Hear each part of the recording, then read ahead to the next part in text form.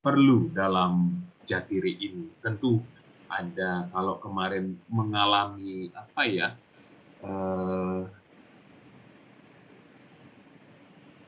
bisa disebut sebagai variasi, tidak, tetapi kita menemukan milestone, titik evaluasi ya, bagi diri kita ketika kita berdoa Koronita. Ternyata ada perubahan yang selama 1 tahun tidak terasa membentuk kita. Tapi mari kita ambil dulu bonus kita. Recording in progress. Oke. Buku harian Santa Faustina 529.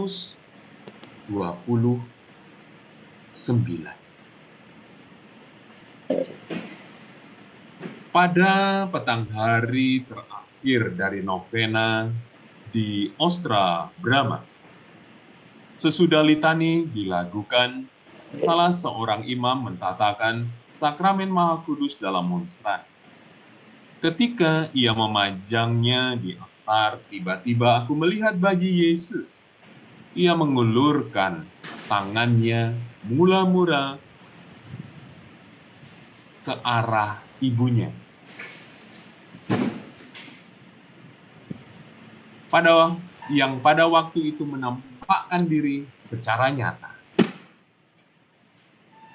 Ketika Bunda Allah berbicara kepadaku, Yesus mengulurkan tangannya yang mungil ke arah umat yang terhimpun. Bunda Kudus menyuruh aku menerima semua yang diminta Allah dariku seperti seorang anak kecil, tanpa mempertanyakannya. Kalau tidak, Allah akan merasa kecewa. Pada saat itu, bayi Yesus menghilang dan Bunda Allah pun kembali menghilang. Dan gambarnya menjadi sama seperti sebelumnya.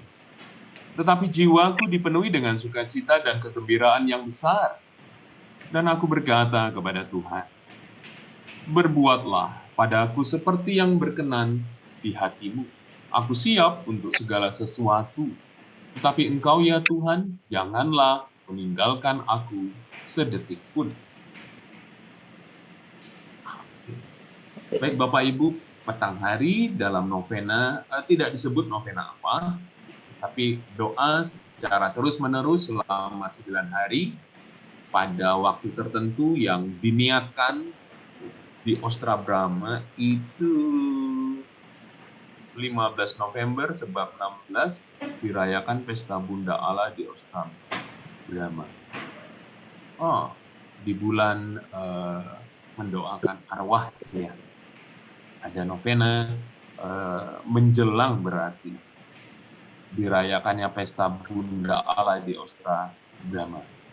Terkait novena ini juga tentang kepada Bunda Maria, terarah kepada Bunda Maria.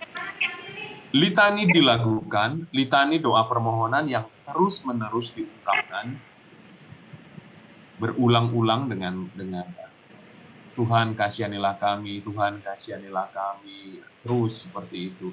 Yesus doakan kami, misalnya Bunda Maria doakanlah kami, dan seterusnya. Yesus Raja Kerahiman doakanlah kami, dan seterusnya, berulang-ulang. Itu litani, doa permohonan, salah satu jenis doa permohonan. Dan imam mentatakan, setelah itu, imam mentatakan sakramen Maha Kudus di dalam monstran. Lihat urutannya. Dalam Ekaristi kita pun melakukan hal yang sama. Kita mempersembahkan, seharusnya ketika imam melakukan persiapan, kita juga mempersembahkan. Sekali lagi saya mengingatkan, mengatakan, jangan hanya soal nominal kolektor, tetapi hidupmu. Mempersembahkan diri kepada Tuhan tidak langsung akan menjadi imam, menjadi suster, menjadi biara, tetapi Tuhan membutuhkan tangan-tangan kasih yang ada pada kita ini untuk dia berkarya, untuk dia bekerja. Itu nanti ya, di ujung tampak sekali akhirnya Faustina, tidak, ini aku Tuhan. Ya. Mentatakan sakramen Maha Kudus, ditatakan begitu, Dan imam itu meletakkannya, memajang itu apa ya, mentahtakan di altar. Tiba-tiba yang dilihat bukan monstrannya, tetapi soal Yesusnya, karena nanti pesannya akan berkaitan. Ia mengulurkan tangan pertama-tama, mula-mula ke arah ibunya. Kita tahu persis bahwa ini bukan soal Yesus adalah anak dari Maria secara biologis, bukan, tetapi bagaimana kita tahu Bunda Maria begitu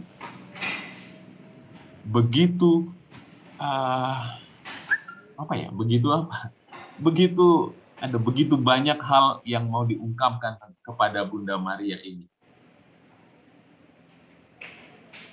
Dia begitu dekat, dia murid utama, dia begitu memperhatikan Yesus, dia tahu betul apa yang dikehendaki oleh Yesus, karena dia mendengarkan, menyimpannya di dalam hati, memprosesnya, bukan menyimpan menjadi dendam, seperti manusia pada umumnya, tetapi menyimpan, mengolah, dan menjadi sebuah mutiara. Kalau kemarin bicara tentang Maria, ya, hari ini juga. Menampakkan diri, Bunda Maria menampakkan diri secara nyata. Jadi ada dua tuh, waktu sakramen Maha Kudus ditatakan, ternyata tidak sendirian. Juga Bunda Maria, Bunda Sakramen Maha Kudus itu hadir. Pada waktu itu dia menampakkan secara nyata di mata Faustina ketika Bunda Allah berbicara kepada. Tidak disebutkan Bunda Maria ya, tapi Bunda Allah. Mau mengatakan kalau demikian, apa yang dikatakan oleh atau kepada Faustina itu adalah bagian apa yang seharusnya dilakukan oleh Faustina dari Allah. Dan itu lihat, Yesus mengulurkan tangannya yang mungil ke arah umat beriman. Kalau tadi dia mengulurkan tangannya pertama-tama, ini mengulurkan tangan ini apa maksudnya? Minta dipeluk, minta digendong, atau memberkati. Nah, ini perlu clear nih, perlu jelas.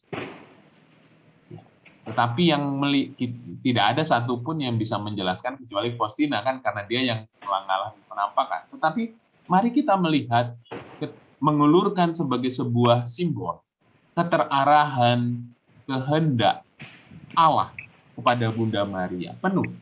Aku ini hamba Tuhan, terjadilah padaku menurut perkataanmu. Perkataan Maria ini menampakkan kehendak Tuhan yang terarah kepadanya dan dia mengamini itu. Maka bahasa saya ya, Faustina, coba lihat ibuku. Teladanilah ia, ikutilah ia. Bahwa kamu juga harus mengatakan yang sama seperti ibuku. Kurang lebih seperti itu. Saya membayangkan seperti itu. Nah, Om Romo, lalu bagaimana dengan makna Yesus mengulurkan tangannya yang mungil? Tidak disebut waktu yang tadi tangannya mungil ke arah ibunya, tidak. Tapi ke arah umat, tangannya yang mungil ke arah umat yang terhimpun. Ada himpunan umat, apakah yang berikut adorasi atau sebuah penampakan. Jadi umat di dalam yang Faustina lihat itu sebagai ada umat yang dia lihat. Itu ada dua kemungkinan ya. Jadi penampakan itu ada umat yang berhimpun atau yang ikut adorasi. Dua-duanya tetaplah membuka kemungkinan. Apa itu? Yesus menghendaki umat beriman juga melakukan yang sama. Yang seperti saya katakan tadi, seperti yang Bunda Maria lakukan ketika menjawab kehendak Allah, ketika Faustina diminta untuk mengikuti itu juga Yesus. Kenapa enggak Yesus ya yang berbicara kepada Santa Faustina? Faustina merasa lemah. Faustina merasa dirinya tidak mampu. Oh, itu Tuhan. Ada otoritas nih, ada subordinasi, artinya ada yang lebih berkuasa kepada yang lemah, lalu kemudian ini menjadi sebuah perintah. Tetapi ketika Bunda Maria yang sama-sama perempuan, yang sama-sama manusia, tentulah pengharapan Yesus adalah kalau Bunda Maria bisa dari hati terdalamnya menjawab panggilan Tuhan, maka kita pun seharusnya demikian. Bunda Kudus menyuruh menerima semua yang diminta. Ini penjelasannya. Saya ungkapkan ya. Dariku seperti seorang anak. Oke, Bunda Maria. Bukan hanya karena Yesus menampakkan seperti bayi, tetapi yang mengatakan ini adalah seorang bunda, seorang ibu. Yang akan berarti sekaligus Bunda Maria mau mengatakan, kamu lakukan ini kehendak Allah seperti seorang anak kecil, bukan hanya soal tulus, apa adanya, jujur, tetapi karena yang mengatakan Bunda Maria, aku tidak akan juga meninggalkan engkau, karena engkau anakku, engkau putriku. Wah, ini luar biasa nih. Ada tersirat di sana, tanpa mempertanyakannya, kan begitu. Kalau tidak, Allah akan merasa kecewa. Kemarin kita sudah ungkapkan itu ya, ungkapkan bagaimana kemudian bahagia Allah rahmat Allah tercurah, kita menjadi bahagia, tetapi juga kebahagiaan Allah apa sih disungkapkan di sini kemudian. Pada saat itu bayi Yesus menghilang, selesai, tujuannya selesai, apa yang mau disampaikan selesai, mereka menghilang, dan gambarnya, gambar apa nih? Menjadi sama seperti sebelumnya.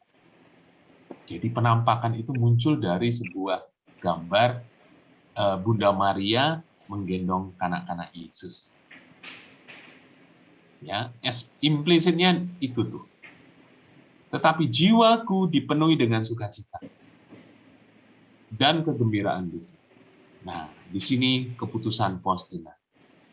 Sekali lagi, buatlah keputusan untuk kita masing-masing setiap hari. Buatlah padaku ya Tuhan, seperti yang berkenan di hatimu. Aku siap melakukan segala sesuatu untuk segala sesuatu, tapi Engkau ya Tuhan jangan meninggalkan aku sedetik pun. Lihat, Faustina masih juga bukan ragu, tetapi Engkau ya Tuhan jangan meninggalkan aku sedetik. Mungkin sesaat kemudian dia baru sadar bahwa yang mengatakan tadi, lakukanlah kehendak Allah seperti seorang anak kecil, itu adalah seorang bunda, Bunda Maria. Ternyata Faustina pun membutuhkan proses waktu untuk memahami. Jadi perasaan yang ada di hati Faustina itu sebenarnya sudah dijawab oleh Bunda Maria. Karena dia seorang ibu, maka dia yang mengatakan. Jadi terjawab mengapa bukan Yesus yang mengatakan itu, tetapi Yesus meminta kepada seluruh umat beriman yang berhimpun itu persis sama seperti apa yang dilakukan oleh Bunda Maria. Maka demikian menjadi kita lebih memahami bagaimana besoknya pesta Bunda Allah di Ostra Brahma akan diselenggarakan. Buku harian Santa Faustina 529. Terima kasih Bapak Ibu atas kebersamaan dan doa-doa kita dalam Jatiri pada hari ini. Tuhan Yesus memberkati. Recording stopped. Baik Ibu Dia, kita doa syukur 3 kali Salam Maria, baru nanti saya akan lanjutkan khusus untuk di Zoom. Begitu. Silakan. Baik Romo. Romo, Bapak Ibu dan saudara-saudari yang terkasih, mari kita hening sejenak untuk mengucap syukur menutup perjumpaan kita di doa Jatire pada sore ini. Dalam nama Bapa dan Putra dan Roh Kudus. Amin. Tinggikanlah Tuhan Allah kita dan sujudlah menyembah kepada tumpuan kakinya. Kuduslah Ia. Allah Bapa, Allah Putra, dan Allah Roh Kudus, kami persembahkan segala puji dan syukur kepadamu atas segala rahmat yang boleh kami terima sepanjang hari ini dan sepanjang hidup kami. Kami juga mengucap syukur ya Bapa, karena kami boleh dengan sukacita berhimpun di sini, khususnya di komunitas Jatire, baik melalui Zoom maupun YouTube, untuk bersama-sama bersimpuh di bawah kaki-Mu yang tersalib, menemani-Mu di jam kerahiman-Mu. Dan terima kasih ya Bapa, karena kami pun boleh menerima curahan rahmat yang terpancar dari lubuk hatimu yang terdalam. Allah Bapa yang Maha Rahim, kami mengucap syukur atas bimbingan imam kami yang setiap hari memberikan pencerahan akan sabdamu, sehingga kami pun dapat belajar untuk memperbaiki diri kami, agar kami dapat menerima apa saja yang Engkau minta tanpa mempertanyakannya. Dan seperti apa yang Santa Faustina katakan kepadamu, kami pun ingin berkata kepadamu ya Tuhan, berbuatlah pada kami seperti yang berkenan di hatimu. Kami siap untuk segala sesuatu, tetapi Engkau ya Tuhan, janganlah meninggalkan kami sedetik pun. Bunda Maria, pohon sukacita kami, sertailah perjalanan hidup kami ya Bunda, dan doakanlah kami yang berdosa ini. Bunda Maria, terimalah salam kami. Salam Maria, penuh rahmat Tuhan sertamu. Terpujilah engkau di antara wanita, dan terpujilah buah tubuhmu Yesus. Santa Maria, Bunda Allah, doakanlah kami yang berdosa ini, sekarang dan waktu kami mati. Amin. Salam Maria, penuh rahmat Tuhan sertamu. Terpujilah engkau di antara wanita, dan terpujilah buah tubuhmu Yesus. Santa Maria, Bunda Allah, doakanlah kami yang berdosa ini, sekarang dan waktu kami mati. Amin. Salam Maria, penuh rahmat Tuhan sertamu.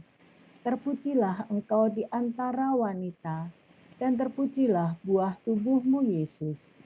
Santa Maria, Bunda Allah, doakanlah kami yang berdosa ini, sekarang dan waktu kami mati. Amin. Kemuliaan kepada Bapa dan Putra dan Roh Kudus, seperti pada permulaan, sekarang, selalu, dan sepanjang segala abad. Amin. Santa Faustina, doakanlah kami. Santo Yohanes Paulus II, doakanlah kami. Santo Petrus Julianus Eimat dan Santo Eusebius Perseli, doakanlah kami. Santo dan Santa serta para malaikat pelindung kami, lindungilah dan doakanlah kami. Amin. Dalam nama Bapa dan Putra dan Roh Kudus. Amin. Terima kasih Bu Dia. Terima kasih kita Romo. Oke, baik. Bapak Ibu Saudara-saudari, saya izin yang di YouTube saya stop. Oke, baik, yang di Zoom. Oke, saya tutup aja ya. Baik, saya melanjutkan apa yang saya ungkapkan di sebelum kita memulai rangkaian Jatire kita. Jadi jalan salib itu menjadi sebuah pembuka, seperti godam, seperti palu, seperti apa ya, alat untuk kemudian kita masuk ke dalam, lihat, pintu surga. Jalan tolnya masuk surga kan adalah jalan salib. Orang yang bisa melakukan jalan salib itu ujungnya tuh surga tuh, dalam iman Katolik begitu. Tapi tidak mudah untuk menjalani jalan salib, tidak mudah seperti itu ya. Mengikuti Yesus sampai di bawah salib seperti Santo Yohanes, seperti Bunda Maria itu nggak mudah. Maka kita diberi anugerah pada jam kerahiman itu bukan hanya pintu kerahiman yang Allah yang terbuka, tetapi bagaimana kemudian kita apa adanya, Romo bagaimana masuk ke dalam jam kerahiman. Ini hanya mengulangi Bapak. Masuk dalam jam kerahiman adalah kita masuk di dalam tidak soal merenungkan lagi apa itu sengsara Yesus, tetapi bagaimana kita bersama Yesus, ambil bagian, salah satu titik saja. Maka kalau diperhatikan, setiap perhentian jalan salib itu selalu ada 4 detik. 1, 2, 3, 4. Yesus Raja Kerahiman, kasihanilah kami. Ada 4 detik kita untuk mengulangi apa yang menjadi kata singkat, kata kunci singkat untuk permenungan di jalan salib. Satu kata enggak mau. Tetapi itu masuk dalam kita dan itu tergores dan kita bawa. Jadi tidak harus setiap perhentian, tapi mungkin ada satu hal tak gitu ya. Ini aku gitu ya. Pada saat ini, pada kondisiku saat ini. Bisa perhentian ke-14, bisa perhentian ke-13, bisa. Tetapi bagaimana kemudian kita dalam situasi itu ambil bagian dalam belas kasih. Ya. Tidak mungkin orang akan di sini di mana ya? Katakanlah di Palembang begitu. Orang tidak akan pernah bisa mandi di Sungai Musi kalau dia berada di Jakarta, kalau dia berada di Surabaya, di Semarang, di Ungaran, di mana nih? Di Bogor, di Bandung. Enggak mungkin. Orang yang bisa mandi di Sungai Musi adalah orang yang ada di pinggir Sungai Musinya Palembang. Kan gitu. Bisa diumpamakan di tempat lain juga sih. Begitu. Kita masuk dalam lautan kerahiman berarti kita masuk di dalam jalan salib itu. Jadi ketika Yesus berpesan kepada Santa Faustina, pembahasan jam 3 sore, doa jalan salib, atau memandang adorasi sejenak, atau apalagi yang Yesus pesan. Sesungguhnya bukan aku sudah doa jam 3 sore. Bukan juga doa hening, artinya diem aja. Ngapain diem? Nggak tahu, pokoknya hening. Ya enggak juga. Hening itu artinya memang mengosongkan diri, membuang semua yang menjadi perbendaharaan kita, diganti dengan perbendaharaan surgawi, yaitu Yesus. Itu kondisi hening. Ya, lalu kemudian darah dan air itu doa, kepala doa dari ketika kita hendak membawa pribadi, peristiwa, atau permohonan, atau apapun. Jadi dibuka selalu darah dan air yang memancar dari hati Yesus yang Maha Kudus, sekalipun nggak soal, nggak harus 3 kali. Boleh 5 kali, boleh 10 kali, itu nggak soal.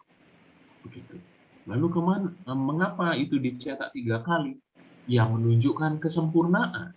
Karena tadi lewatnya adalah seharusnya kesempurnaan seperti apa yang dimaksud adalah pemberian diri masuk dalam lautan itu, dan siapa yang kita doakan. Sekali lagi Yesus menghendaki pancaran darah dan air pada saat wafatnya itu. Statement bahwa Yesus wafat kan ketika ditusuk, lalu keluar darah dan air. Oh ya, benar dia mati. Kita tidak tahu persis. Sebenarnya Yesus itu sudah meninggal, sudah wafat di atas kayu salib itu ternyata 5 menit sebelum ditusuk. Itu tidak perlu kita perdebatkan, karena memang bukan itu maksudnya. Tetapi ketika darah dan air memancar, itu untuk kita. Dan dia wafat. Statement pernyataan bahwa dia wafat itu, wow, dengan tombak Longinus yang tertusuk. Bapak Ibu, betapa dahsyatnya jam 3 itu. Nah, kita memang menyerahkan semua. Dan di situ kita amin, begitu ya. Kita amin. Maka hendaknya kita tidak mengulangi itu lagi. Apa yang kita harapkan di jam 3 itu setelahnya.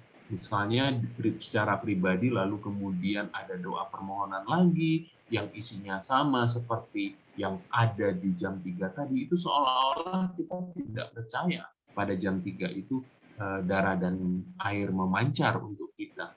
Rahmat belas kasihnya masih kita ulangi seolah-olah aku harus yakin. Bukan tidak boleh, tetapi konsekuensinya, dampaknya bahwa kita seperti tidak percaya. Oke, itu tambahan dari jam 3. Nah, selesai. Doa jam 3 sore itu sampai di sana, di Jatir. Lalu kemudian dilanjutkan dengan Korongka di Jatir. itu memang tidak pernah dimaksudkan untuk satu paket. Kalau setelah jam 3 sore ada kegiatan, ada perutusan, silakan meninggalkan. Karena doa koronka itu 24 jam. Silakan dilakukan kapan. Begitu. Maka mengapa tetap ada? Kan sudah doa jam 3 sore sudah sah, sudah dilakukan, sudah dijalankan. Nah, doa koronka itu adalah ungkapan kita.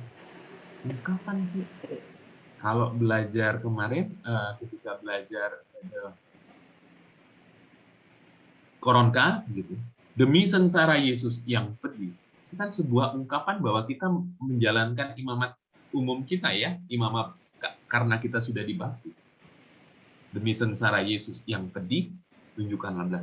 Artinya bahwa kemudian kita menjadi imam yang memohonkan rahmat kerahiman Allah itu untuk sesama. Jadi konteksnya adalah itu. Dan ada bonus, boleh enggak, namanya juga bonus. Sebenarnya dimaksudkan supaya kita terus maju di dalam rohani dan itu tercatat. Jadi jangan lupa untuk mencatat, bukan sebagai catatan begitu pengajaran lalu kemudian catatan. Tidak. Oke. Tapi untuk membangun, mengingatkan renungan-renungan pribadi kita. Maka saya tidak akan memberikan renungan, tetapi hanya mendukung bagaimana melakukan meditasi. Yang terakhir adalah memang tidak ada berkat, karena saya mengimani berkat jam 3 tadi itu lebih jauh dari sekadar saya sebagai imam, dan konteksnya juga tidak ada. Konteksnya bukan misa, konteksnya juga artinya kemudian mengabaikan apa yang tadi diimani di jam yang diminta dalam jam 3 sore tadi. Kalau memberi berkat, maka saya tidak melakukan. Tapi ini iman subjektif, iman pribadi saya. Begitu ya. Tapi juga untuk secara objektif, nggak ada konteksnya.